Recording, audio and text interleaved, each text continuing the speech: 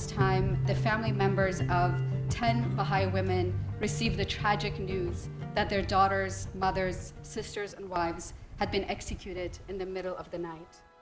The crime was simply that they belonged to the Baha'i faith and they refused to renounce it. The youngest of the women was 17, most of them in their 20s. Two of them were a mother and a daughter. The 17-year-old girl among them, Mona Mahmoud Nejad, in a school essay she wrote months before imprisonment, and for which she was expelled from school and was interrogated about in prison, said, "Freedom is the most brilliant word. So why don't you let me, this is Mona's words, why don't you let me be free to say who I am and what I want? Why don't you give me freedom of speech so that I may write for publications or talk on radio and television about my ideas? Why don't you let me be free to express our goals in the community, to say who I am and to reveal my religion to others?" Today, as young women in Iran, Mona's age, face a similar fate, we have come here to say indeed our story is one. It has always been one. Brave woman of Iran who will stand for it all. They left their traces in the sun. Now we know that we are one. The tragedy of 40 years ago is a tragedy that is continuing even today. The execution of the 10 Baha'i women 40 years ago has been followed by decades of oppression, persecution and violence against women. Our story is a story of revolutionary courts, trials by unfair international standards, the courage and the determination of the youth, their resilience, that is our story.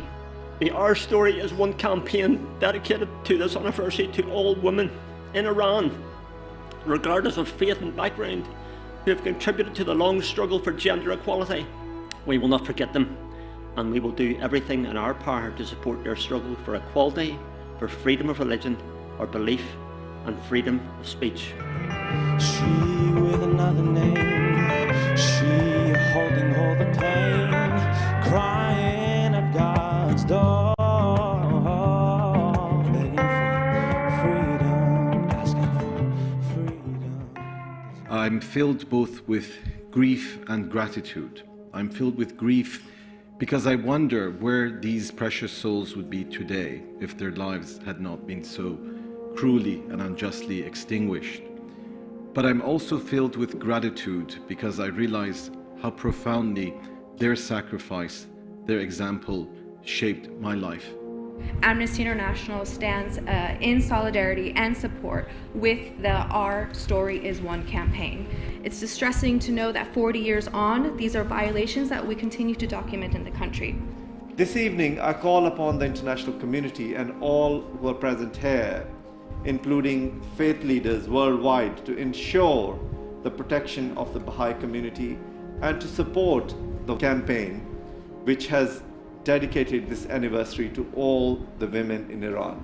I believe that the collective voice of our organisation, of our International Alliance, working together will be stronger on your behalf than the voice of any individual country alone. They believed in personal transformation, and they believed if you personally transform, society will transform, and as society transforms, people will transform, and we will get together better.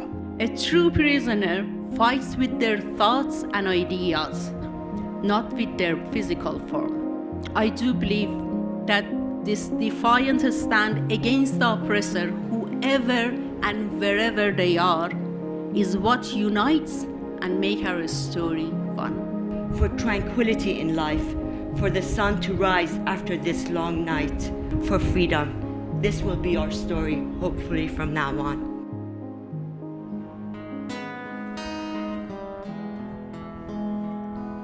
Someone must justify this unending dark. Must be